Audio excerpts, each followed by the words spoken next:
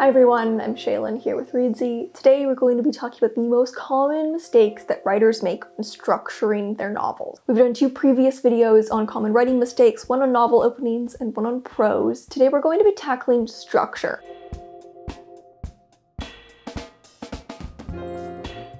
Now, a lot of writers think of structure as one of the most difficult parts of writing to learn.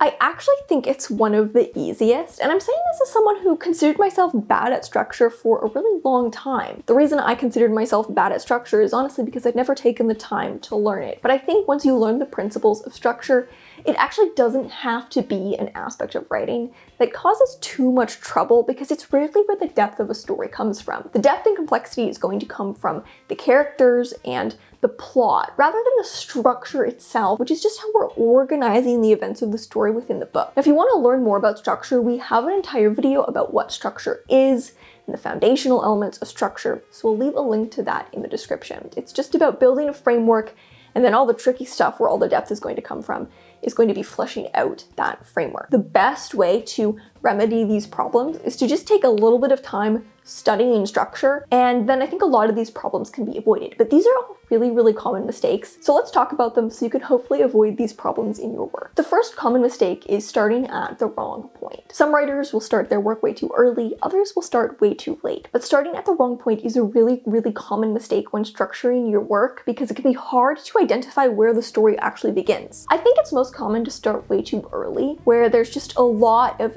daily life, status quo, information, world building, a lot of the time acquainting ourselves with the character before we get to the inciting incident. The inciting incident in most cases should be placed relatively early in the story. It can vary. I mean, sometimes you'll see an inciting incident on the first page and sometimes it won't happen until a few chapters in. There are cases where we do need more context before we get to the inciting incident. But typically you want to aim for your inciting incident to be relatively early in the story because until we get to the inciting incident, the story hasn't really begun yet. This is a common idea that you need to build a connection with the character before the story actually begins or before anything interesting happens. But it often has the opposite effect as intended. You want to get the ball rolling with the plot as soon as possible. You can build connection with the character through the inciting incident and through the development of the story.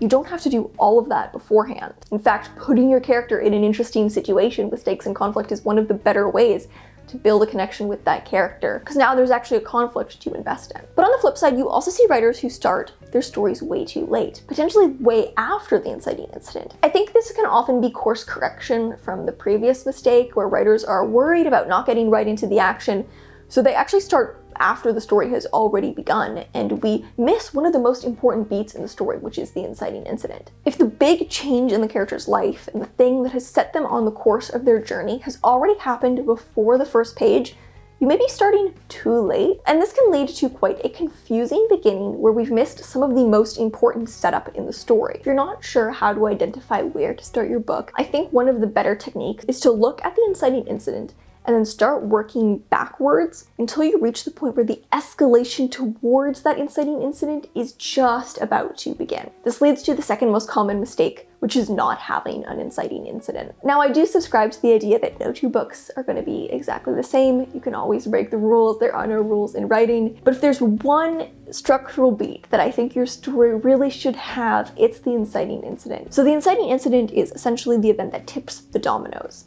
It's the event that kickstarts the story. Before this point, the character was in a state of status quo. The inciting incident happens, and this catapults them into a story with a goal, with conflict, with stakes, and that's going to escalate throughout the story. If there's one takeaway from this video, it's to identify your inciting incident. Not having an inciting incident can mean that you don't really have a story, and the book is just going to be sluggish and meandery because you don't have that cornerstone event propelling the story forward. It's a very important structural beat, so identify it in your story. Make sure you have one, make sure it's appropriately paced. Even if you're gonna take a very unconventional route around structure in your book, it helps to have an inciting incident. The next most common mistake is extraneous scenes. This is something that pretty much every writer is going to have in their first draft. I notice extraneous scenes on my first draft. Pretty much every writer is going to have at least one, probably several. Part of writing a first draft is writing scenes that you think are going to be important and then realizing that maybe they don't need to be there. As long as you cut them in later drafts, it's totally fine. Sometimes it's important for you as the writer to write that scene. Maybe it was helpful for your understanding of the story, but it just doesn't need to be in the final book. Common causes for extraneous scenes are scenes where there's no meaningful development in the conflict, scenes that repeat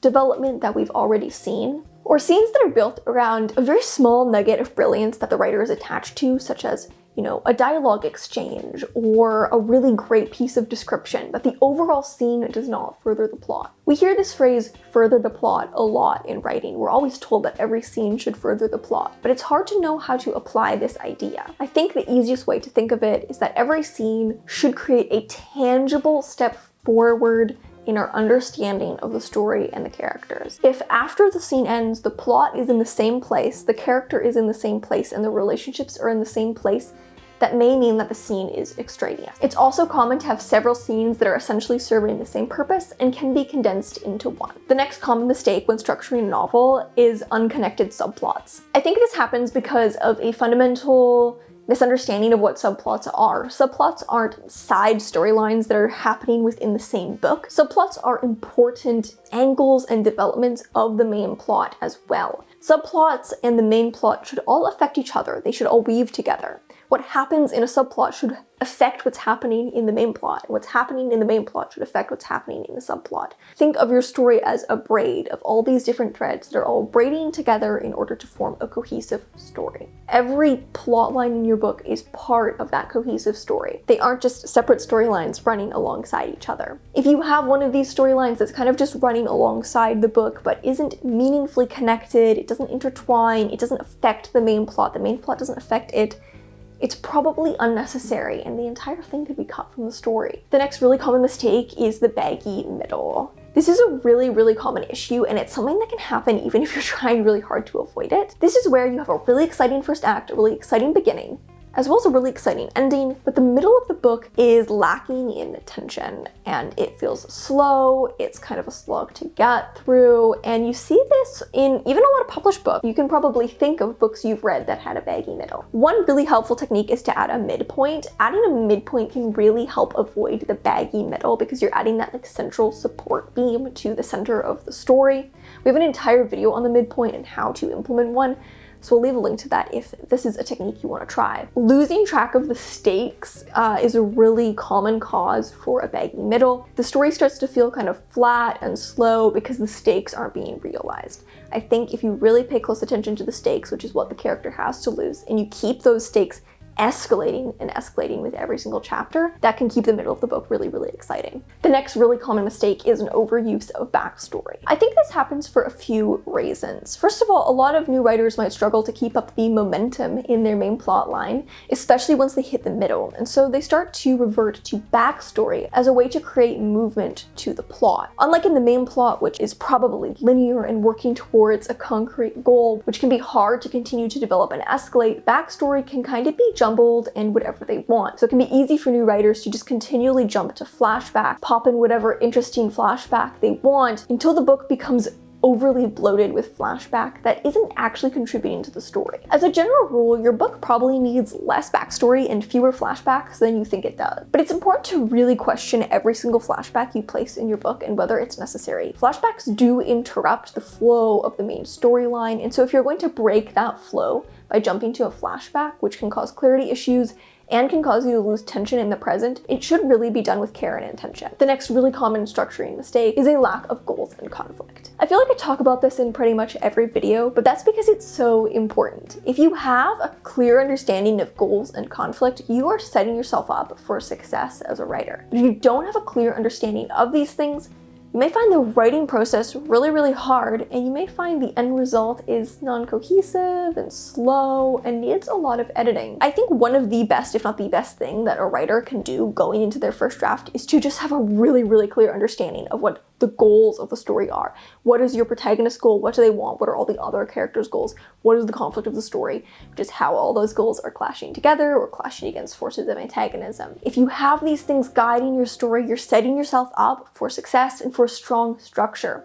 When writers lose track of these things, they end up with stuff like extraneous scenes, meandering plots, because rather than the story being guided by the fuel of the story, which is the goals and the conflict, it's being muscled forward by a writer who doesn't actually have much fuel to the story. They're just having to force it. You'll know if you've lost sense of the goals and the conflict, because suddenly it'll feel like you have to force the story forward rather than it kind of just flowing naturally. So when you get stuck, it's great to stop and reevaluate these things. This is the fuel of your story, and so using these things to guide the structure is a great way to set yourself up for a strongly structured book. The final really common mistake is a lack of causality. This may be one of the things I personally have struggled the most with in my writing is causality. I always find causality really hard, and I know that I'm not the only one who struggles with this problem. Causality is how the events of your story are linked together into a cohesive story. When you don't have causality, the events aren't linked. There isn't a causal relationship between the events. Events are just happening kind of isolated from other events. It's important that your book has a clear causal chain across the entire story and that also traverses subplots. Subplots should be causally linked, but they should also have causal connections with the main plot, like I was talking about earlier. If you struggle a lot with causality, I think it can help to look at plot structures like Save the Cat or The Hero's Journey. We actually have a whole playlist on different plot structures. A lot of plot structures have causality inherently baked into them, so they can be helpful thing to study or implement. And I think the other thing to look at if you struggle with causality is really to be mindful of how the consequences are linked to your story. When an event happens, how are the consequences of that event going to cause the next event? What's the interplay between the consequences and your character's choices? If your character is just making choices kind of out of the blue, or events are happening with no consequences, then you won't have much causality. But if the consequence of one event causes your character to act, which then causes the next event, which causes more consequence, which causes your character to act again, then you'll have a really clear causal chain of events. It doesn't always have to play out exactly like that over and over and over, but that relationship between choice and consequence is a really powerful glue to a story. So those are some of the most common mistakes in structure that writers make. I know structure can be tricky to learn. I do think that once you learn it, it doesn't have to be as difficult as it seems. I think structure is something that we're often scared of as writers and seems very difficult, but I don't think structure has to be as intimidating as we often make it out to be. So I'll leave a bunch more resources on structure in the description. Thank you so much for watching. Remember to subscribe and turn on notifications so you don't miss any new videos from us. We've got new writing, editing, and publishing tips every Friday on this channel. Until next time, bye.